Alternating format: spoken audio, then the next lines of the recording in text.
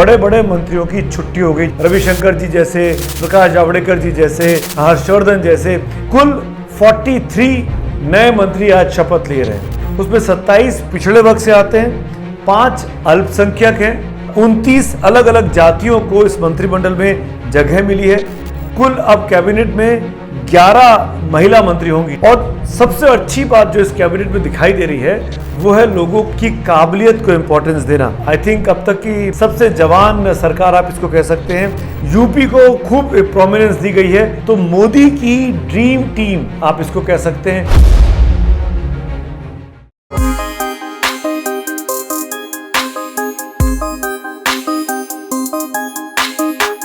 नमस्कार दोस्तों, जैसा कि कल वादा किया था कि जब भी कैबिनेट विस्तार पे और अधिक अपडेट हमारे पास होंगे मैं तुरंत आपके पास आऊँगा, और वो अपडेट अब आ चुके हैं। सबसे बड़ी खबर, बड़े बड़े मंत्रियों की छुट्टी हो गई। जैसा कि कल मैं इशारा कर रहा था कि कुछ बड़े मंत्रियों को ड्रॉप किया जाएगा, वो लिस्ट अब हमारे पास आ चुकी है। ये वो राष्ट्रपति भवन के द्वारा जारी की गई लिस्ट है जिसमें ये बता दिया गया है कि DV सदानंद गौड़ा अब मंत्री नहीं रहेंगे, रविशंकर प्रसाद अब मंत्री नहीं रहेंगे, थावरचंद गहलोत की खबर कल ही आ गई थी, उनको गवर्नर बना के कर्नाटक भेज दिया गया था। रमेश पोखरियाल निशंक ये भी अब मंत्री नहीं बचेंगे, HRD जैसा बड़ा मंत्रालय था।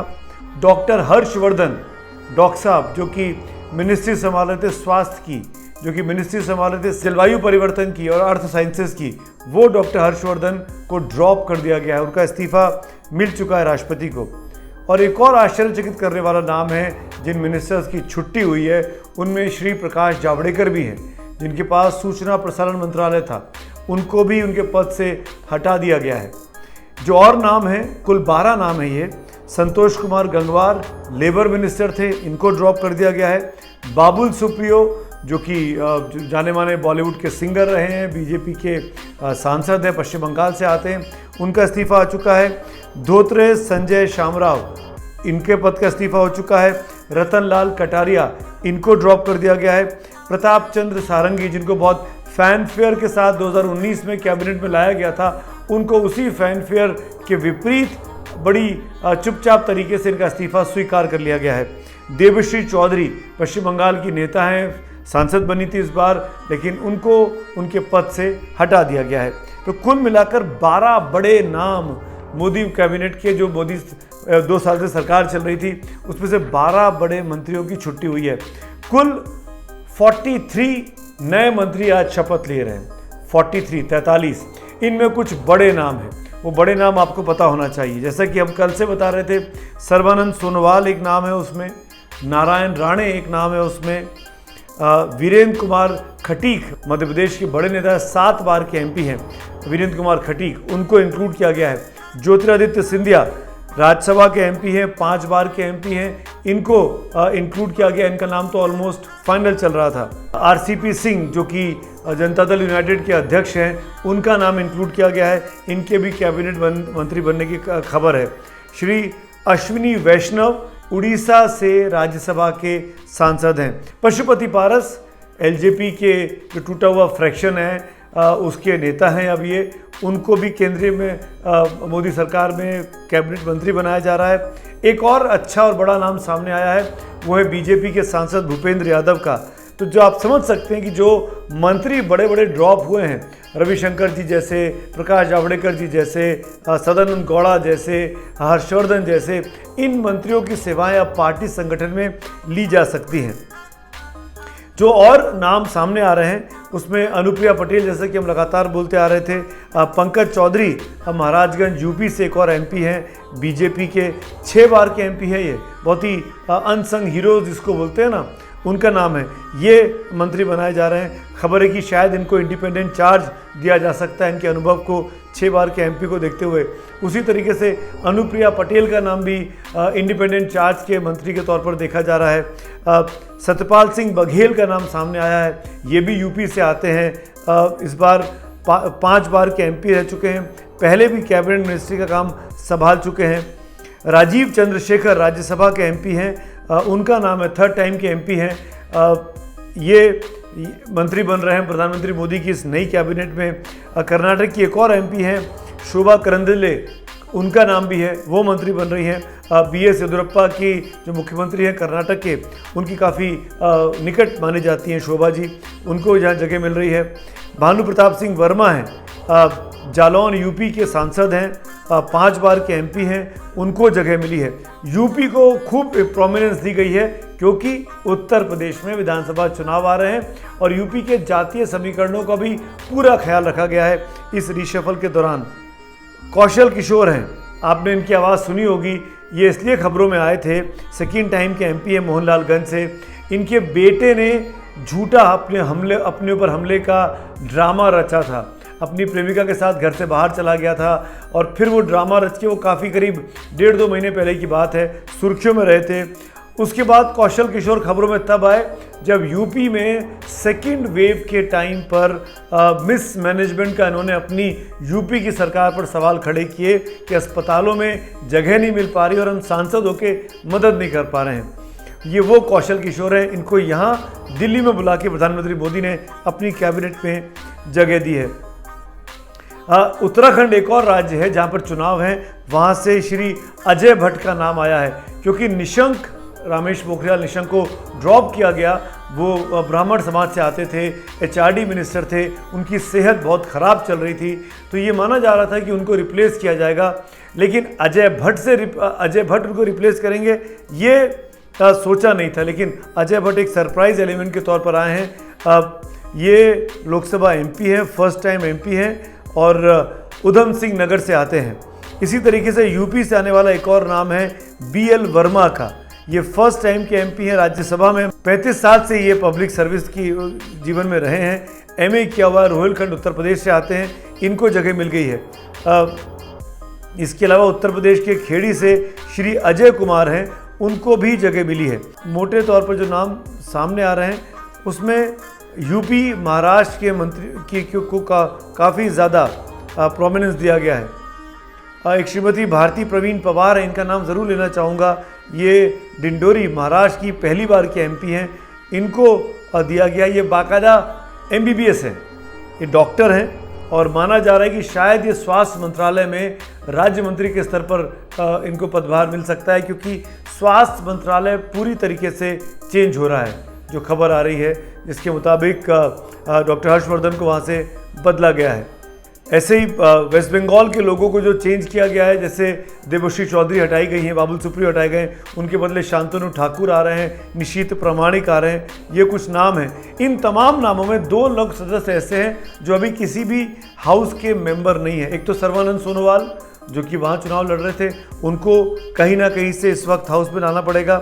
एक और नाम जो सामने आया है वो है श्री L मुरुगन, जो कि लॉयर हैं, तमिलनाडु में BJP के नेता रहे हैं, लेकिन इनको अब इनाम दिया जा रहा है मंत्री बनाकर। अभी ये किसी हाउस के सदस्य नहीं है, इनको लोकसभा या राज्यसभा में लाया जाएगा। तो कुल मिलाकर अगर मैं मोटा मोटी तौर पर बात करूं, अब जो 27 जो मंत्री हैं, कुल 43 जो मंत्री बन रहे हैं, उसमें 27 पिछड़े वर्ग से आते हैं, 5 अल्पसंख्यक हैं जिसमें एक मुस्लिम है, एक ईसाई है, एक सिख है, एक बौद्ध है। इस तरीके से 5 अल्पसंख्यक मंत्री हैं, एक जैन है। 29 अलग अलग जातियों को इस मंत्रिमंडल में जगह मिली है। कुल अब कैबिनेट में 11 महिला मंत्री होंगी, जिसमें 2 कैबिनेट मंत्री होंगी और 9 महिलाएं ऐसी हैं जो कि राज्य मंत्री के का कामकाज संभालेंगी। औसत आयु बहुत युवा है। आई थिंक अब तक की भारत के आज़ाद इतिहास में सबसे जवान सरकार आप इसको कह सकते हैं। 58 वर्ष औसत एज है इस नई कैबिनेट की। 14 मंत्री ऐसे हैं इन टोटल मंत्रियों में से जो 50 साल से कम उम्र के मंत्री हैं और इन 14 मंत्रियों में 6 ऐसे हैं जो कैबिनेट मंत्री होने वाले हैं, यानी 50 ईयर्स से कम की एज है और वो कैबिनेट स्तर के मंत्री बन चुके हैं। और सबसे अच्छी बात जो इस कैबिनेट में दिखाई दे रही है वो है लोगों की काबिलियत को इम्पोर्टेंस देना, उनके एजुकेशनल क्वालिफिकेशंस को, उनकी शैक्षणिक योग्यता को इम्पोर्टेंस देना। 13 मंत्री पेशे से वकील हैं, जैसे मीनाक्षी लेखी हो गई, वो वकील हैं। 6 मंत्री पेशे से डॉक्टर हैं, ध्यान रखना पड़ेगा इसको। 5 मंत्री पेशे से इंजीनियर हैं और 1 मंत्री ऐसे हैं जो ब्यूरोक्रेट रह चुके हैं, यानी अश्विनी वैष्णव जिनके बारे में बता रहा था कि आईएएस थे और वाजपेयी जी के वो पीएस रह चुके हैं। अब कुल मिलाकर पूरी कैबिनेट में हिंदुस्तान के 25 अलग अलग राज्यों का रिप्रेजेंटेशन हो गया है। उत्तर प्रदेश की बात मैं बार बार इसलिए कर रहा हूँ कि वहाँ के लगभग हर प्रखंड को, हर इलाके को रिप्रेजेंटेशन देने की कोशिश की गई है, जिसमें हरित प्रदेश यानी पश्चिम का इलाका है, जिसमें ब्रिज क्षेत्र का इलाका है, जिसमें बुंदेलखंड का इलाका है, जिसमें अवध का इलाका है, जिसमें पूर्वांचल का इलाका है, यानी यूपी के 5 रीजन को रिप्रेजेंट किया गया है। उसी तरीके से महाराष्ट्र में है कि कोंकण है, खानदेश है, मराठवाड़ा है, विदर्भ है, हर इलाके को रिप्रेजेंटेशन दिया गया है।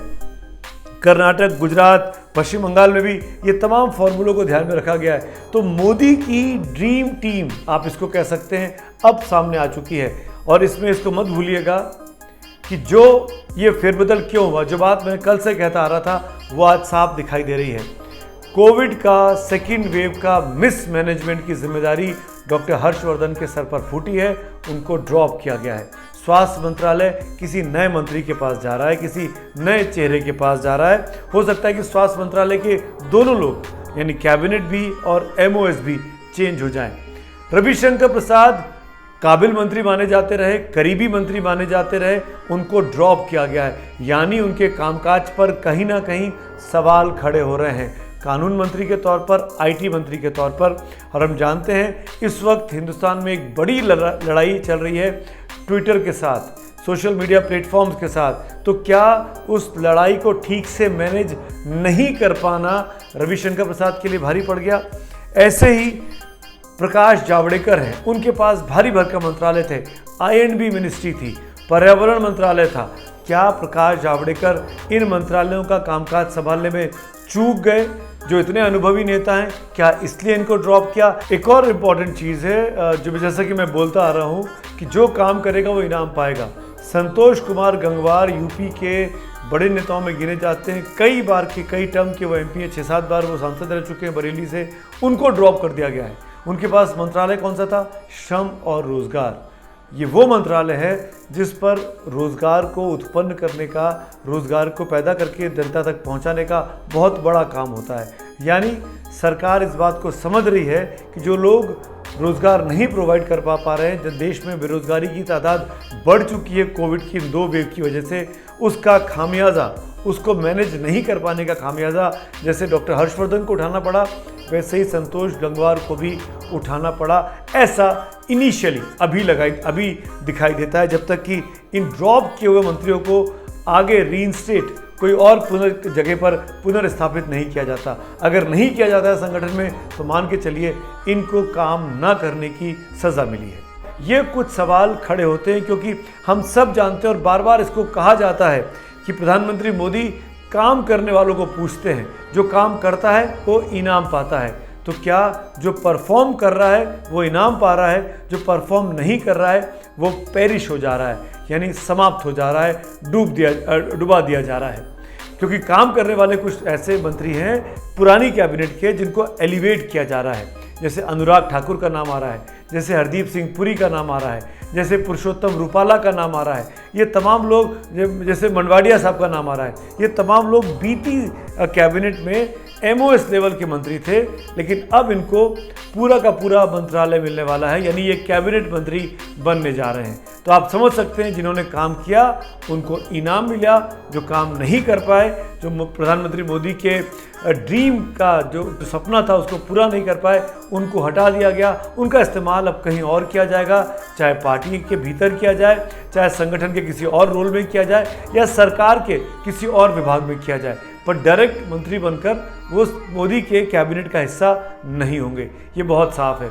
और एक आखिरी बात जाते जरूर करूँगा, हमको नहीं भूलना चाहिए अगले साल राष्ट्रपति और उपराष्ट्रपति के चुनाव भी हैं, और उस वक्त राज्यसभा में जब बीजेपी के पास मेंबर्स नहीं हैं, पश्चिम बंगाल में पार्टी को जो चाहती थी वो नहीं पा पाई है, ऐसे में बीजेपी की ये पूरी कोशिश होगी कि छोटे छोटे दलों को साधा जाए और उनके ज़रिए अगले जो चुनाव आएंगे, जिसमें खासकर राष्ट्रपति का चुनाव, जहां पर लोकसभा, राज्यसभा, विधानसभा, विधान परिषद के सदस्य वोट करते हैं, उस जगह पर बीजेपी की संख्या कम ना हो, इसीलिए महाराष्ट्र को बहुत ज़्यादा इम्पोर्टेंस दी गई है, इसीलिए यूपी को बहुत ज़्यादा इम्पोर्टेंस दी गई है, क्योंकि निशाना राष्ट्रपति और उपराष्ट्रपति का आने वाले साल का चुनाव भी है।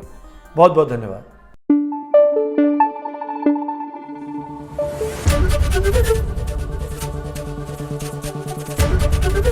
एबीपी न्यूज आपको रखे आगे।